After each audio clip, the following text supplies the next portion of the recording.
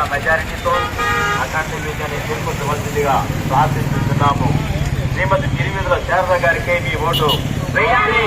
శ్రీమతి గిరివీధుల శారద గారికి మీ ఓటు వేయండి. వివిధ ప్రజా సంఘాలు పెన్షనర్లు బలపరిచిన అభ్యర్థిని 27న జరగబోయే ఉమ్మడి కృష్ణా గుంటూరు జిల్లాల పట్టభద్రుల ఎమ్మెల్సీ శాసన మండలి ఎన్నికల్లో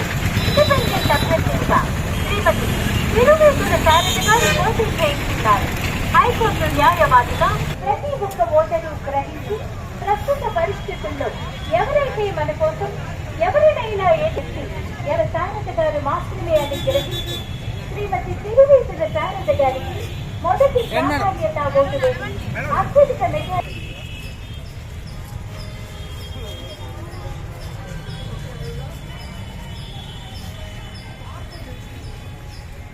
ఉమ్మడి కృష్ణా గుంటూరు జిల్లాల పట్టభద్రుల నియోజకవర్గ అభ్యర్థిగా ఎమ్మెల్సీ అభ్యర్థిగా నేను ప్రచారంలో భాగంగా ఈరోజు గుంటూరులో ప్రచారం చేయడం జరిగింది. మరి అన్న అతి తక్కువ టైం ఉంది మనకి.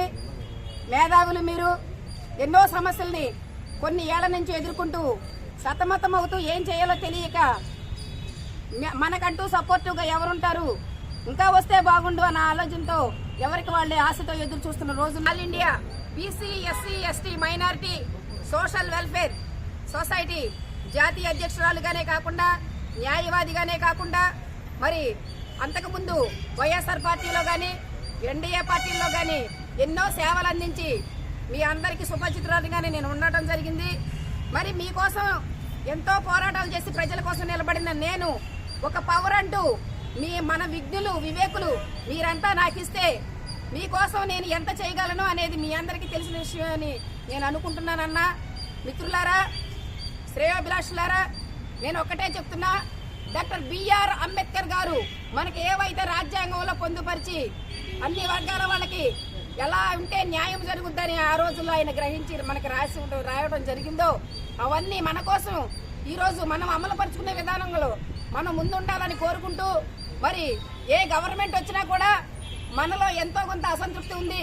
కార్మికులు, కర్షకులు, ఉద్యోగ సంఘాల వాళ్ళు, మరి ఉద్యోగులు, నిరుద్యోగులు, గవర్నమెంట్ వారే కాదు, అవుట్ సోర్సింగ్ గాని, మరి అంగన్వాడీలు, మరి ముఖ్యంగా చూస్తే ఇప్పుడు ప్రస్తుతం మరి వాలంటీర్లన్నా వాళ్ళకి మాటిచ్చి ఇప్పుడున్న గవర్నమెంట్ ఎంతో మోసం చేసింది.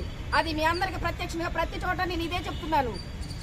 మరి అలాగే ఇప్పుడు నిన్న కాక మొన్న ఎగ్జామ్ జరిగింది గ్రూప్ 2 వాళ్ళకి. మరి అది రోస్టర్ సిస్టమ్ లో ఎంతో తేడాలు ఉన్నాయని చెప్పి వాళ్ళు ఎంతో వాపోయి తిండి తినకుండా ఎన్నో చోట్ల నిరాహార దీక్షలు చేసినా కూడా ఇక్కడే కాదు, మన ఆంధ్రలో కాదు, కోచింగ్కి వెళ్ళిన విద్యార్థులు కొంతమంది తెలంగాణలో కూడా చేయిస్తారు. అయినా సరే వాళ్ళ గోడు ఒక్కడి కూడా వినకుండా నిన్న 23వ తారీఖున ఎగ్జామ్ కండక్ట్ చేయడం అనేది కూడా మాకు బాధ కలిగించిన విషయం అన్నా.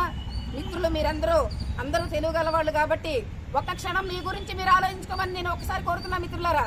అలాగే గవర్నమెంట్ ఉద్యోగులు ఎంతో మంది ఉన్నారు, ఎన్నో ప్రాబ్లమ్స్ లో ఉన్నారు, చెప్పుకోలేని నిస్సహాయస్థితిలో. చెప్పుకుంటే మన జాబులకి ఏంటి, రేపు మనకేంటి, ఒకవేళ తీస్తే ప్రమోషన్స్ ఎక్కడ ఇబ్బంది పెడతారని భయంతో వాళ్ళ తిప్పలు వాళ్ళు పడుతూ పాపం జీవితాలను ఎల్లగొట్టుకున్న రోజులు ఇవి.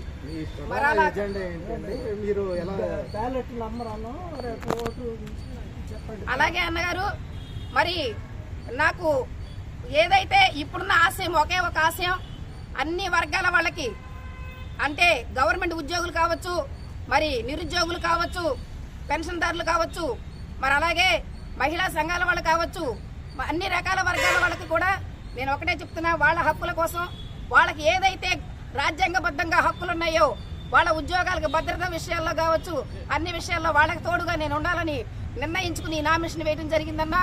మరి బ్యాలెట్ పత్రంలో 24వ సీరియల్ నంబర్లో 1వ అంకె వేసి ప్రథమ ప్రాధాన్యత ఓటు వేసి గెలిపించాలని, మీ అందరి తోడు నాకు కావాలని, నా యొక్క జీవితం మీరు ఎప్పుడైతే నన్ను నిలబెట్టి గెలిపించుకుంటారో నా జీవితం మీ అందరి కోసం అంకితం చేసుకుంటానని నేను పత్రికా విలేకరుల సమక్షంలో మాటిస్తున్నాను మిత్రులారా. అలాగే ఇప్పుడు ఉన్న 3,40,000 పైచిలుకు ఓటర్స్ ఉన్నారు. దీనిలో మహిళా తల్లుల ఓట్లే 1,40,000 పైచిలుకున్నాయి. మరి మొదటిసారిగా ఈ ఎమ్మెల్సీ స్థానంలో నేను ఉండాలని ప్రయత్నం చేస్తున్నాను. మహిళలారా, మీ యొక్క బాధలు ఎలా ఉంటాయో యాజ్ ఏ ఆడపిల్లగా, ఒక మహిళగా నాకు తెలుసు కాబట్టి మీరు కూడా ఒక్క క్షణం ఆత్మ పరిశీలన చేసుకుని ప్రతి ఒక్క ఓటర్ కూడా ఆలోచించి నన్ను నమ్మి దీవించాలి. ఎందుకంటే ఒక వ్యక్తి ఒక పెద్ద పార్టీలో ఉన్న వ్యక్తి, ఇంకొక వ్యక్తి ఆల్రెడీ ఎప్పటి నుంచో చేసుకుంటూ ఉన్నవారు. మీరు వీళ్ళిద్దరినే సమకాలీగా చూసుకొని తప్పొప్పులు ఏమైనా ఉన్నాయా, ఇంకేమైనా అసంతృప్తి ఉందా అని ఒక్కసారి ఆత్మ పరిశీలన చేసుకొని, నేను మొట్టమొదటిసారి నిలబడుతున్నాను కాబట్టి నాకు ఒక్కసారి అవకాశం ఇవ్వమని చెప్పి మీరందరినీ కోరుకుంటున్నాను. మిత్రులారా, టైం లేదు కాబట్టి కంపల్సరీగా మిత్రుల మన మీడియా ద్వారానే మీ అందరికీ మెసేజ్ పంపించాలనే ఉద్దేశంతో ఈరోజు ప్రెస్ మీట్ పెట్టడం జరిగింది. కనుక ప్రతి ఒక్కళ్ళు కూడా విద్యావంతులు, మీరంతా మేధావి వర్గానికి చెందినవాడు. నా కోసం కాదు, మీ హక్కుల కోసం ఆలోచించుకోండి. ఎవరు ఎన్ని చెప్పినా రేపు ఓటనగా ఇవాళ సాయంత్రం నైట్ పడుకునే ముందు ఒక 5 నిమిషాలు ఆత్మ పరిశీలన చేసుకొని మీకోసం ఎవరైతే ఖచ్చితంగా నిలబడగలరో ఆలోచించుకోండి. మీకోసం నేనున్నానని చెప్పి, ఎనీ టైం మీకోసం నేను బతుకుతానని చెప్పి, అలాగే వాలంటీర్లు ముఖ్యంగా ఒక